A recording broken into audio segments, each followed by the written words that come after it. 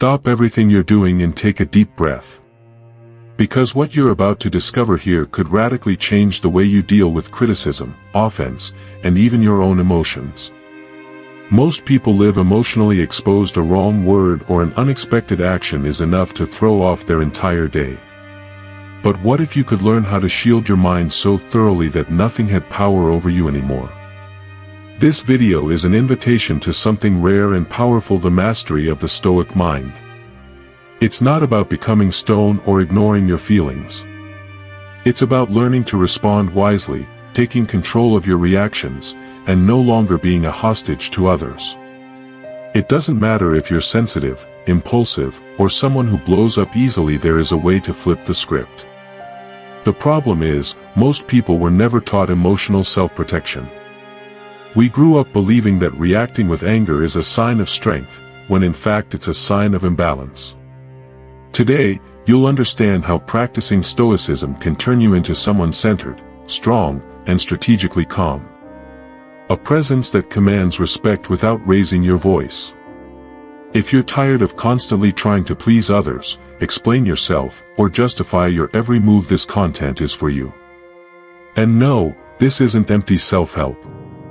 It's a philosophy of life that has transformed kings, warriors, and sages, and it can transform your life too. The only thing you need right now is to stay with me until the end.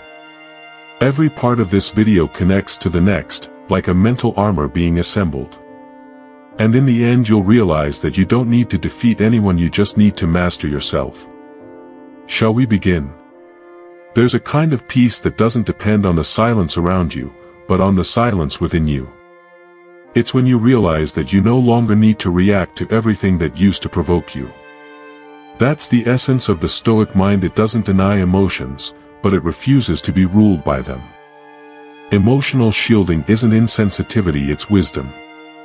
Imagine living without being shaken by criticism, without exploding over betrayal or unexpected events.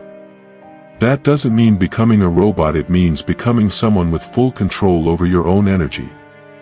You stop being predictable, manipulable, vulnerable.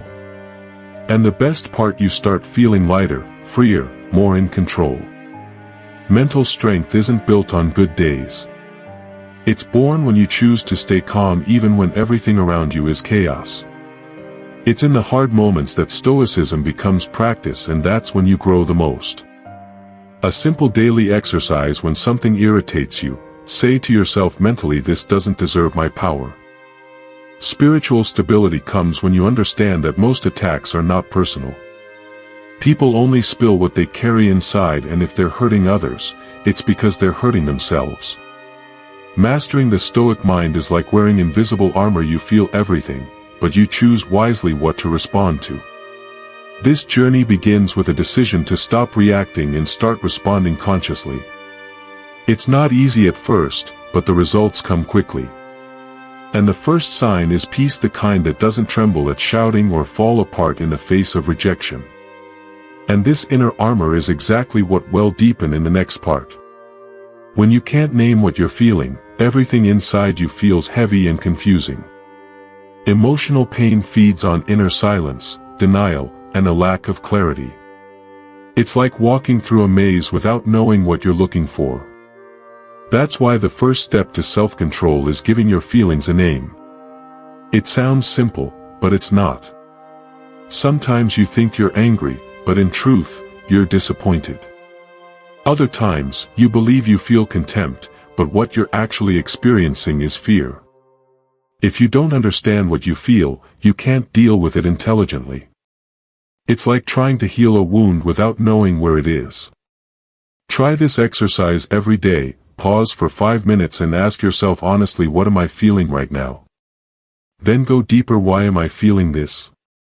This self-analysis may seem small, but it distances you from impulsive decisions and brings you closer to balance. Undefined emotions become disastrous behaviors. When you bring light inward, chaos loses strength. Naming your emotions is like turning on a flashlight in the dark. You see what was hidden and finally understand how to get out of there. Even more, you begin to notice that much of your pain comes not from the feeling itself, but from resisting feeling it. The Stoic mind is not cold. It's clear. It feels but it doesn't get lost. And that's only possible when you recognize what's going on inside you. In the next section, we'll go even deeper into emotional clarity and how it protects you from external manipulation. The more you know yourself, the less others can control you. It sounds obvious, but in practice, it's revolutionary. When you understand your own emotional patterns, you realize that much of what used to shake you was actually unresolved internal triggers. And then the magic happens: you stop reacting on autopilot. Someone criticizes you. You don't freak out, you just analyze. Someone ignores you. You don't beg, you simply observe. That's not coldness, that's emotional intelligence in action.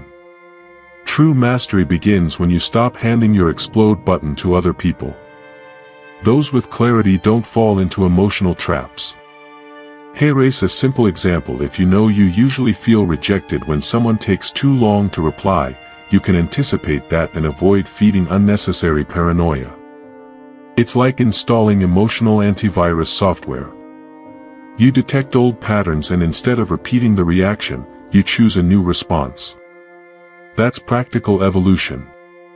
Stoicism teaches that the only thing truly within our control is our choices. And you can only choose wisely when you understand what you're feeling. Emotional clarity is like a clean mirror: you see yourself clearly and stop projecting your inner conflicts onto others. It's liberating. In the next step, we'll talk about something that helps you become even more free, understanding that people's attacks often have nothing to do with you and everything to do with what's hurting inside them. Many people act as if every attack is personal. But the truth is, most of the time, it's not. People react from their own baggage, from the pain they carry, from frustrations they can't always name. When someone treats you harshly, you can be sure the problem lies more in them than in you. Stoicism teaches a powerful key: don't absorb what isn't yours. You don't need to carry what someone else dumps on you. If someone takes out their anger, insecurity, or sarcasm on you, take a mental step back and ask yourself, what might this person be trying to hide or protect in themselves? This doesn't mean justifying abuse, it means understanding what's behind it. And that understanding gives you freedom. Because instead of reacting with anger, you respond with silent compassion. And that compassion protects you. It's like an invisible shield that keeps someone else's aggression from finding a home in you. Imagine someone belittling you. The untrained mind explodes or collapses. The Stoic mind, on the other hand, analyzes: why would this affect me, if I know my worth? That reflection is freeing. When you stop taking everything personally, you become emotionally bulletproof and much harder to shake. In the next part, we'll talk about what to do with that awareness, how to turn angry impulses into conscious actions that end cycles of aggression without lowering yourself in the process. Reacting with anger might feel natural, but it's rarely effective. When you explode, you lose control and hand over your power on a silver platter. But when you respond with awareness, with situational insight, with self-mastery, you change the game. This is what the Stoic sages called quiet strength. Before replying to a provocation, pause. Take a deep breath. Ask yourself, will this response solve anything or just fuel the fire? Many times, the best choice is not to answer in the same tone. That's not weakness, that's maturity. It's choosing to preserve your energy instead of wasting it on pointless battles. Here's a practical tip: when someone insults you, train yourself to delay your response. Count to 3. In that pause, observe. Analyze. Decide calmly. That microspace between stimulus and response, that's where your freedom lives. That's the space where you stop being reactive and become strategic. That's where true emotional intelligence begins. Responding with perception means seeing beyond the surface. You don't just hear what was said, you read what drove it. You don't act from ego, you act from awareness. And that kind of response earns respect not because of how loud you are, but because of the elegance of your posture. In the next section, we'll explore how this kind of response not only protects your energy, but also proves that the offense has completely lost its power over you. You know you're evolving when someone tries to provoke you and you simply remain unfazed. The insult loses its effect. Not because you didn't feel it, but because you chose not to give it a stage. That's a silent milestone of spiritual maturity, the ability to see the attack and not let it steal your peace. It's not about ignoring out of arrogance, it's about observing with wisdom. When you understand that true strength lies in staying centered, you realize that fighting back isn't always necessary. And that bothers people more than any comeback.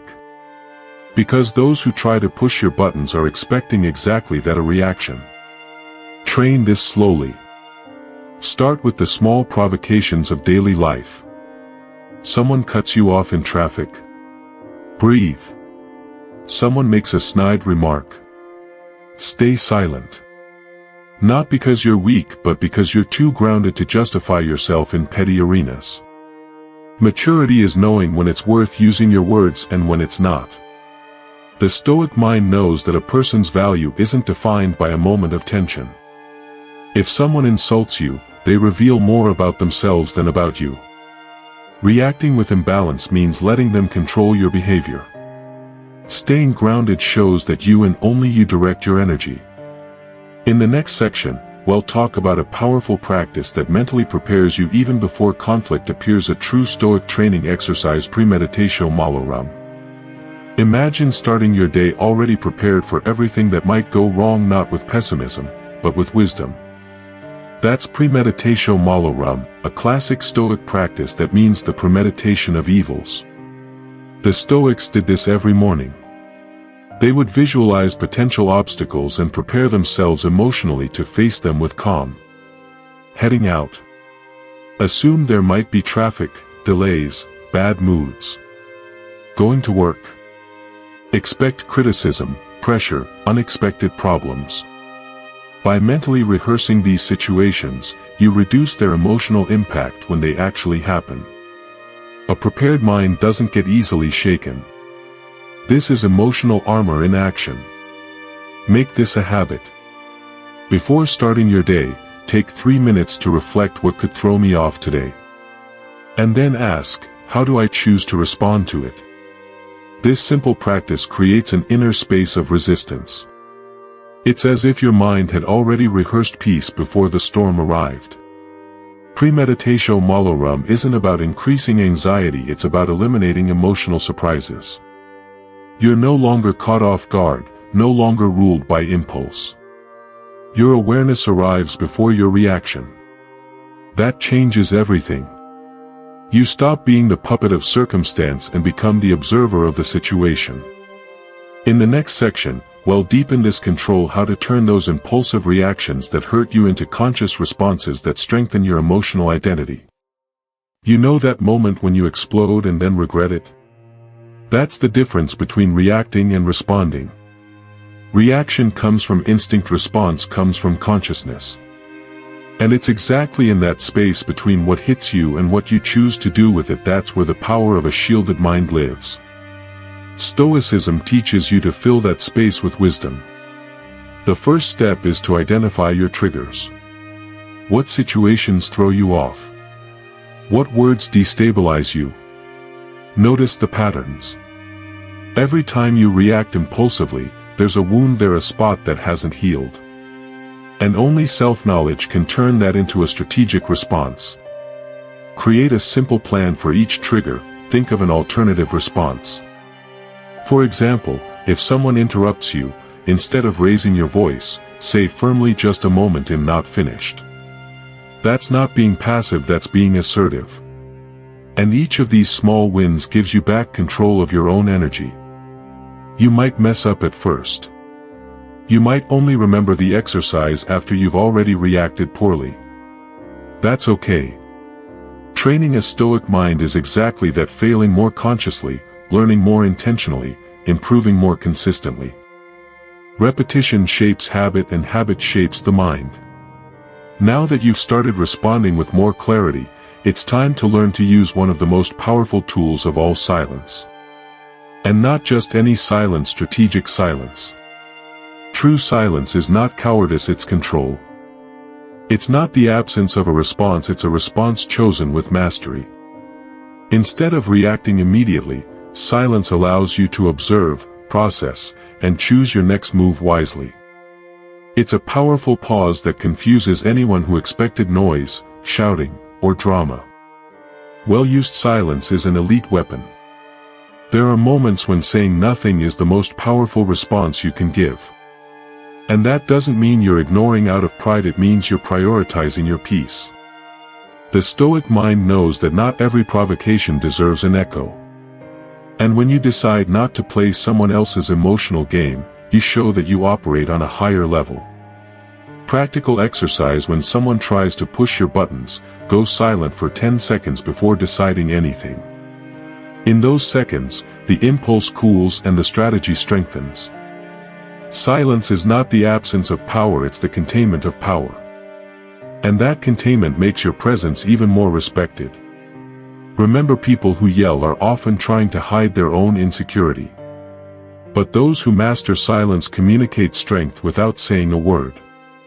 A calm look, a steady posture, a strategic absence, all of that speaks louder than any heated speech.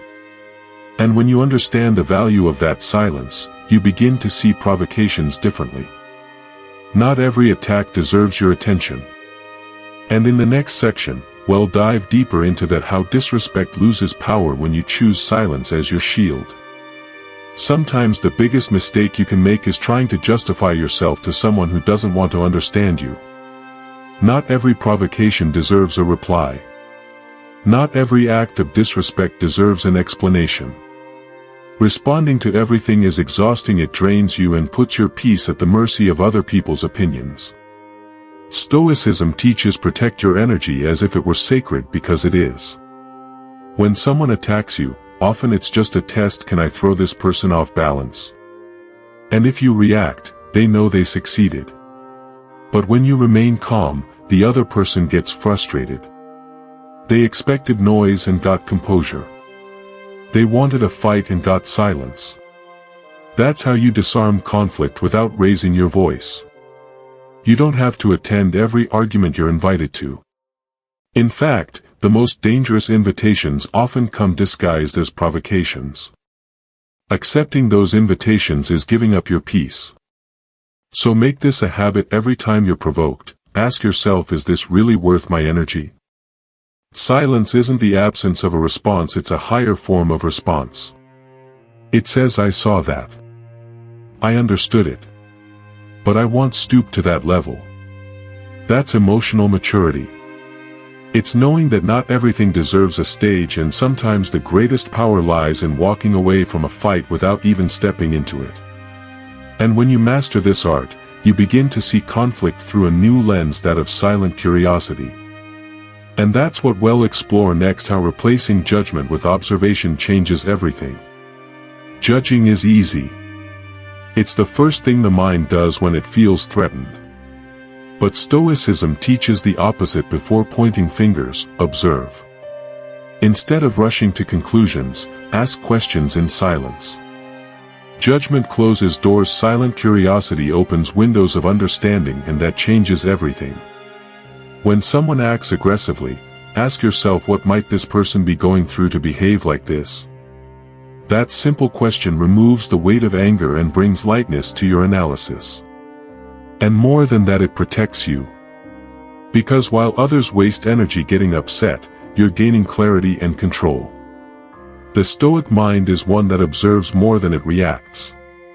Instead of saying that person is arrogant, you think, what are they trying to protect with that behavior? This mindset shift reduces conflict and increases peace. You stop being a reactive judge and become a strategic observer. Of course, this doesn't mean tolerating abuse or becoming everyone's therapist. It means shifting your focus. Instead of judging to defend yourself, you observe to protect yourself. And this silent observation is a higher form of emotional intelligence. It puts you in control of your mind and outside the chaos of others. And by practicing this, you start noticing something essential. The pain often doesn't come from what they said but from what you believed about yourself. And that's exactly what we'll explore in the next part. It's not always what they did to you that hurts the most, it's what you told yourself about it. The mind has the power to turn an experience into trauma or into a lesson, and that depends on the internal narrative you choose to maintain. Emotional suffering often comes from interpretation, not the event itself. For example, someone ignored you. You could tell yourself that you're not important, or you could consider that the person was busy, distracted, or emotionally unavailable. See the difference? What determines the pain isn't the act, it's the meaning you attach to it. And that changes everything. The Stoic mind understands that it is the author of its own story.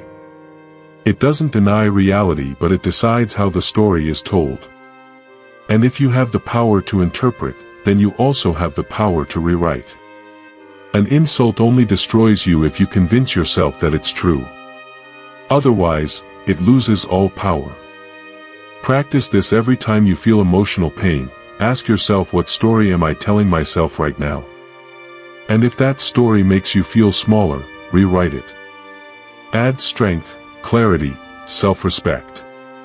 After all, if you're going to live inside a narrative, let it be one where you are the protagonist, not the victim. And that leads us to the next point: how to take back the pen and consciously edit the emotional script of your life. Many people live a life written by others' opinions, criticisms, rejections. But there comes a moment when you must take the pen back and rewrite everything you were told about yourself. Because it's not what happened that defines who you are, it's what you choose to do with it. Freedom begins when you revise your interpretations. Maybe someone told you that you weren't enough. Maybe they mocked your dreams, ignored your feelings, or dismissed your presence. All of that may have hurt. But now, with distance, you can ask, is this true, or is it just a lie I believed for too long? Stoicism teaches that you can't control what others say, but you have full control over what you choose to absorb. Reviewing your narrative is like opening an old document and editing what no longer serves you. It's not about denying the past, it's about giving it a new meaning, a new strength, a new purpose. Start with small pieces of painful memory, a long-held criticism. Ask yourself, what else could this have meant? Maybe it wasn't rejection, maybe it was protection. Maybe it wasn't abandonment, maybe it was a blessing in disguise. Your peace depends on the story you choose to repeat to yourself every day. And as you rewrite with intention, you stop accepting labels and begin creating identity. In the next part, we'll talk about raising your peace standard, which means, in practice, no longer tolerating what silently drains you from within.